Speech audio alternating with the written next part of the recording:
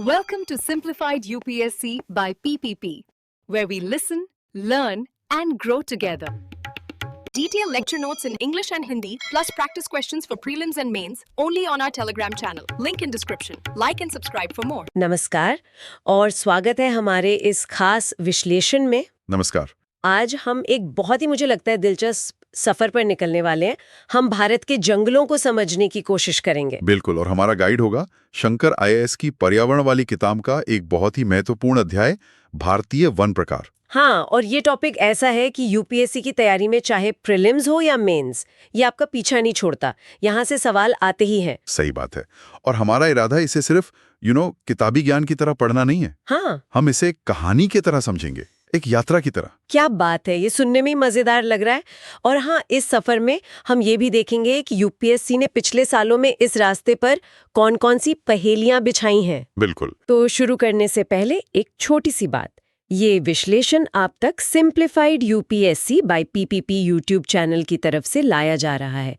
अगर आपको हमारा ये प्रयास पसंद आए तो चैनल को सब्सक्राइब जरूर करें और हमारी पेड मेंबरशिप से जुड़कर हमें अपना सहयोग दें। आपका यही समर्थन हमें ऐसे और विश्लेषण लाने की ऊर्जा देता है। तो चलिए सफर शुरू करें। चलिए, तो हमारी यात्रा का पहला पड़ाव कहाँ है? पहला पड़ाव है भारत का वो हिस्सा जहां प्रकृति सबसे ज्यादा मेहरबान है, उष्णकटिबंधीय सदाबहार वन यानी ट्रॉपिकल एवरग्रीन फॉरेस्ट्स। अच्छा, ये वही जंगल है ना जिनके बारे में सोचते ही अमेज़न के जंगलों जैसी एक घनी हरी तस्वीर दिमाग में आती है। बिल्कुल, घने ऊंचे पेड़ जहां सूरज की रोशनी भी मुश्किल से जमीन तक पहुंचती है। और किताब में भी यही लिखा है कि ये उन इलाकों में मिलते हैं जहां 200 सेंटीमीटर से ज्यादा बारिश होती है, मतलब पश्चिमी घाट, नॉर्थ ईस्ट और अंडमान निकोबार। आपने तस्वीर बिल्कुल सही बनाई है, लेकिन यहाँ एक बहुत ही मजेदार एक विरोधाभास है। अच्छा, वो क्या? ये जंगल जितने हरे भरे और जिंदगी से भरपूर दिखते हैं, इनकी मिट्टी उतनी ही क्या कहते हैं,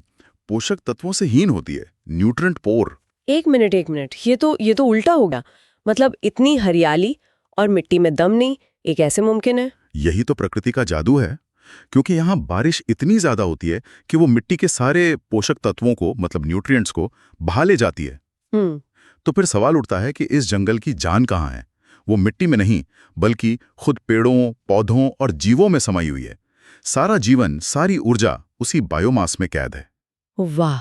और यही वजह है कि इन जंगलों का संरक्षण इतना मुश्किल है।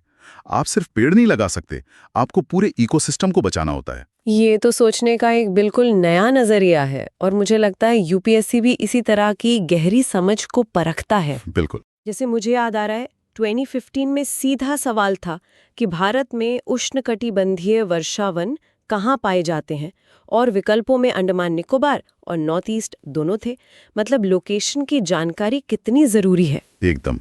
अब कल्पना कीजिए कि हम इन घने नम जंगलों से बाहर निकलकर एक ऐसे इलाके की तरफ बढ़ रहे हैं जहां पानी का नल साल भर नहीं, बल्कि कुछ महीनों के लिए ही खुलता है। मतलब मॉनसून? हाँ, मॉनसून।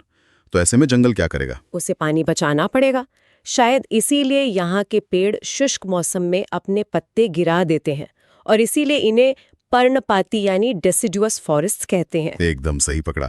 ये मॉनसून वन है और भारत के सबसे बड़े हिस्से में यही फैले हुए हैं। ये मौसम के साथ अपना रूप बदलते हैं। अच्छा। इन्हें भी हम बारिश के हिसाब से दो हिस्सों में बांट सकते हैं। जहां 100 से 200 सेंटीमीटर बारिश होती है वो है आर्द्र पर्णपाती या मॉइस्ट डेसिडुअस, और दूसरे? और जहां 70 से 100 सेंटीमीटर होती है वो है शुष्क पर्णपाती, मतलब ड्राई डेसिडियस। और इन्हीं आर्द्र पर्णपाती जंगलों से हमें वो कीमती लकड़ियां मिलती हैं, जैसे सागौन और साल। मैंने सुना है सागौन की लकड़ी बहुत मजबूत होती है। क्या इसका भी यहाँ के मौसम से कोई लेना देना है? बहुत गहरा लेना देना है। सोचिए, सागौन इतना कीमती क्यों है? क्योंकि वो इसी मॉनसून के माहौल की देन है। अच्छा। जो लंबा सूखा मौसम होता है वो पेड़ को मजबूर करता है कि वो धीरे धीरे बढ़े और अपनी लकड़ी को घना और तैलीय यानी ऑयली बनाए। यही तेल और घनापन उसे दीमक और सड़न से बचाता है। वाह! मतलब मौसम ने ही उसकी इकोनॉमिक वैल्यू तय कर दी। बिल्कुल। ये कनेक्शन तो कमाल का है। बिल्कुल। अच्छा, और शुष्क पर्णपाती वनों का क्या, जो और भी कम बारिश वाले इलाकों में है, जैसे प्रायद्वीपीय पठार का वर्षा छाया क्षेत्र? ये वर्षा छाया क्षेत्र या रेन शैडो रीजन क्या होता है? जरा आसान शब्दों में समझाएंगे? जरूर। आप पश्चिमी घाट को एक बहुत बड़ी दीवार की तरह सोचिए। मॉनसून के बादल जो पानी से भरे हुए हैं, इस दीवार से टकराते हैं और ऊपर उठने को मजबूर हो जाते हैं। जैसे ही वो ऊपर उठते हैं, वो ठंडे होकर अपना सारा पानी पश्चिमी ढलानों पर ही बरसा देते हैं। अब जब तक वो बादल दीवार को पार करके दूसरी तरफ यानी पूरब की ओर पहुंचते हैं, वो एक निचोड़े हुए स्पंज की तरह हो जाते हैं। ओके। उनमें पानी बचता ही नहीं, बस वही सूखा इलाका वर्षा छाया क्षेत्र कहलाता है। बहुत बढ़िया उदाहरण था, अब मैं कभी नहीं भूलूंगी। और इन्हीं शुष्क पर्णपाती जंगलों में हमें तेंदू, पलाश, अमलतास जैसे पेड़ मिलते हैं, और चंदन भी तो यहीं मिलता है ना? हाँ, और यहीं यूपीएससी ने एक और मजेदार पहेली रखी थी। बताइए। 2013 के एक सवाल में चंदन को हिमालय में प्राकृतिक रूप से उगने वाले पौधे के तौर पर एक विकल्प में दिया गया था, जो कि पूरी तरह गलत है। अच्छा। चंदन का असली भर दक्कन के पठार के यही शुष्क पर्णपाती जंगल है। ये दिखाता है कि सिर्फ जंगल का प्रकार ही नहीं, बल्कि वहां की खास प्रजातियों का पता होना भी कितना जरूरी है। मतलब हर पेड़ की अपनी एक कहानी और अपना एक पता है। ठीक है, तो अब हमारी यात्रा उस इलाके में पहुंच रही है जहां सूखा मौसम कुछ महीनों का नहीं, बल्कि लगभग पूरे साल का मेहमान है। बिल्कुल। यहाँ तो पेड़ पौधों के लिए जीना मरना का सवाल होगा। बिल्कुल। अब हम आ गए हैं उष्णकटिबंधीय कांटेदार वनों और झाड़ियों में, ट्रॉपिकल थॉर्न फॉरेस्ट्स। ये वो इलाके हैं जहां साल में 70 सेंटीमीटर से भी कम बारिश होती है। जैसे राजस्थान, गुजरात। हाँ, और मध्य प्रदेश के कुछ हिस्से। यहाँ के पेड़ पौधे असली सर्वाइवर हैं। उनका एक ही मोटो है, जिंदा रहो चाहे जैसे। और इसके लिए उन्होंने खुद को एडैप्ट भी तो कमाल का किया है। हाँ। आज शंकर आईएएस की किताब बताती है कि पानी बचाने के लिए पत्तियां छोटी होकर कांटों में बदल जाती हैं, तने गुद्देदार हो जाते हैं, और जड़ें पानी की तलाश में बहुत गहरी चली जाती हैं, जैसे बबूल, खैर या खेजड़ी। आपने खेजड़ी का नाम लिया, ये बहुत महत्वपूर्ण है। हाँ, बिल्कुल। राजस्थान के लिए ये सिर्फ एक पेड़ नहीं है, ये कल्प वृक्ष है। इसकी पत्तियां जानवरों के लिए चारा हैं, इसकी फलियां सब्जी हैं और लकड़ी ईंधन है। ये उस कठोर माहौल में जीवन का आधार है। सही बात है। ये जंगल भले ही देखने में हरे भरे ना हो, लेकिन इनका पारिस्थितिक और सामाजिक महत्व बहुत ज्यादा है। बिल्कुल। तो हमने पानी के आधार पर भारत के एक बड़े हिस्से की यात्रा कर ली। अब एक अलग तरह का सफर करते हैं। कैसा सफर? जमीन से आसमान की ओर, यानी पर्वतीय वन या माउंटेन फॉरेस्ट्स।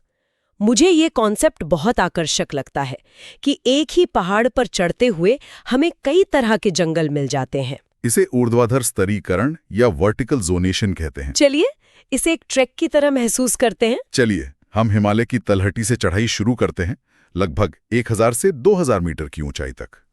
यहाँ हमें चौड़ी पत्ती वाले पेड़ मिलेंगे, जैसे ओक और चेस्टनट। और हवा में नमी होगी, माहौल ठंडा होगा। बिल्कुल। और फिर जब हम और ऊपर चढ़ेंगे, मान लीजिए 1500 से 3000 मीटर तक, तो क्या बदलेगा? अब नजारा पूरी तरह बदल जाएगा। चौड़ी पत्तियों की जगह नुकीली पत्तियों वाले शंकुधारी या कॉनिफर्स पेड़ ले लेंगे, जैसे देवदार, चीड़, सिल्वर फर। और यहाँ की हवा में एक अलग ही महक होगी, वो पाइन की भीनी भीनी खुशबू। एकदम। आपको महसूस होगा कि आप किसी यूरोपियन देश के पहाड़ों में आ गए हैं। और यहीं पर 2013 का वो यूपीएससी का सवाल फिर से काम आता है ना, जिसमें हिमालय में पाए जाने वाले पौधों के बारे में पूछा गया था। हाँ, और विकल्पों में ओक और रोडोडेंड्रॉन थे। और दोनों ही इसी शीतोष्ण हिमालयी वनस्पति का हिस्सा है। तो ये चढ़ाई सिर्फ एक ट्रैक नहीं है, ये यूपीएससी के सिलेबस को कवर करना भी है। बिल्कुल। अब 3000 मीटर से भी ऊपर चलिए। और ऊपर? हाँ, यहाँ पेड़ बौने होने लगते हैं। सिल्वर फर, जूनिपर, बर्च जैसे पेड़ झाड़ियों का रूप ले लेते हैं। और फिर एक समय आता है जब पेड़ पूरी तरह खत्म हो जाते हैं। और फिर क्या दिखता है? हमारे सामने खुलते हैं मीलों तक फैले मखमली घास के मैदान। इन्हें बुग्याल या पयार कहते हैं। और सबसे ऊपर, जहां सिर्फ चट्टानें और बर्फ है, वहां बस काई और लाइकेन जैसी टुंड्रा वनस्पति ही बचती है। वाह, एक ही पहाड़ पर इतनी विविधता! ये तो अपने आप में एक पूरी दुनिया है ना? अब हमारे सफर में एक आखिरी और बहुत ही अनोखा पड़ाव बचा है, वो जंगल जो न पूरी तरह जमीन पर है, न पूरी तरह पानी में। आप मैंग्रोव वनों की बात कर रहे हैं? जी हाँ, मैंग्रोव। मैंग्रोव भारत के तटीय इलाकों के असली संरक्षक हैं। ये उन जगहों पर उगते हैं जहां नदियां समुद्र से मिलती हैं और पानी खारा होता है। एक ऐसा माहौल जहां ज्यादातर पेड़ पौधे जिंदा ही नहीं रह सकते। बिल्कुल, लेकिन मैंग्रोव ने यहीं अपना घर बना लिया है। मैंने पढ़ा है कि इनकी जड़ें कीचड़ से बाहर हवा में निकली होती हैं, सांस लेने के लिए। जिन्हें श्वास जड़ें या न्यूमेटोफोर्स कहते हैं। हाँ, और ये अनोखा अडेप्टेशन ही इनकी असली ताकत है। ये जड़ें कीचड़ को पकड़ कर रखती हैं और जमीन का कटाव रोकती हैं। यही वजह है कि मैंग्रोव सुनामी और चक्रवातों के खिलाफ एक लिविंग सी वॉल यानी जीती जागती समुद्री दीवार का काम करते हैं। अच्छा, 1999 के ओडिशा सुपर साइक्लोन के बाद ये बात बहुत सामने आई थी, है ना? हाँ बिल्कुल। जिन गांवों के आगे मैंग्रोव का ये सुरक्षा कवच था, वहां तबाही बहुत कम हुई। तो ये सिर्फ एक परीक्षा का टॉपिक नहीं है, ये तो जीवन बचाने वाली एक प्राकृतिक तकनीक है। और दुनिया का सबसे बड़ा मैंग्रोव जंगल सुंदरबन, वो तो हमारे ही देश में है। सही कहा, जो रॉयल बंगाल टाइगर का इकलौता मैंग्रोव ठिकाना भी है। तो देखिए, इस पूरे सफर में हमने क्या समझा। यूपीएससी में सवाल सीधे सीधे ऐसे ही बनते हैं। वो आपको किसी वन का प्रकार देंगे और उसकी विशेषताएं पूछेंगे, या वो कहाँ पाया जाता है ये पूछेंगे, या फिर वो किसी नेशनल पार्क का नाम दे देंगे और पूछेंगे कि यहाँ किस तरह के जंगल है। बिल्कुल। जैसे अगर साइलेंट वैली नेशनल पार्क का जिक्र हो तो हमारे दिमाग की बत्ती तुरंत जलनी चाहिए। केरल, पश्चिमी घाट, मतलब उष्णकटिबंधीय सदाबहार वन। या अगर काजीरंगा का नाम आए तो हमें पता होना चाहिए कि ये घास के मैदानों और आर्द्र पर्णपाती वनों का एक मिश्रण है। ये कनेक्शन बनाना ही इस चैप्टर की असली तैयारी है। बिल्कुल। एक छोटी सी सलाह जो तैयारी में बहुत काम आ सकती है, एक टेबल बना लें। एक कॉलम में वन का प्रकार, दूसरे में जरूरी बारिश, तीसरे में मुख्य इलाके और चौथे में एक दो खास पेड़ पौधों के नाम। ये रिवीजन के लिए एक बेहतरीन टूल होगा। एकदम। तो आज की इस विस्तृत चर्चा का सार यही है कि भारत के जंगल सिर्फ पेड़ पौधों का झुंड नहीं है। वो हमारी जलवायु, हमारी अर्थव्यवस्था और हमारी सुरक्षा से गहरे जुड़े हुए हैं। हर जंगल की अपनी एक अलग पहचान है। बिल्कुल। सदाबहार वनों की घनी हरियाली से लेकर पर्णपाती जंगलों के बदलते रंगों और हिमालय के शांत देवदार तक। और यहीं से हमारे श्रोताओं के लिए एक सोचने वाला सवाल भी निकलता है। वनों का ये वर्गीकरण सिर्फ भूगोल नहीं है, ये नीति निर्माण से भी जुड़ा है। तो सवाल ये है कि क्या भारत की एक आकार सभी के लिए उपयुक्त, मतलब one size fits all one संरक्षण नीतियां इन अलग अलग तरह के जंगलों की अनूठी जरूरतों को असरदार तरीके से पूरा कर सकती हैं? या फिर हमें हर जंगल के चरित्र के हिसाब से अलग क्षेत्र विशिष्ट रणनीतियों की जरूरत है? ये वास्तव में एक गहरा सवाल है और मेंस की परीक्षा के लिहाज से बहुत प्रासंगिक भी है। बिल्कुल। इस पर जरूर सोचिएगा। और हाँ, अगर ये विश्लेषण आपके लिए उपयोगी रहा तो simplified UPSC by PPP YouTube channel को सब्सक्राइब करना और हमारी पेड मेंबरशिप से जुड़कर हमें समर्थन देना न भूलें। आपका सहयोग हमारे लिए बहुत मायने रखता है। अगली बार तक सीखते रहें। Thanks for watching. Follow us on Telegram and Instagram. Don't forget to like, share, and subscribe.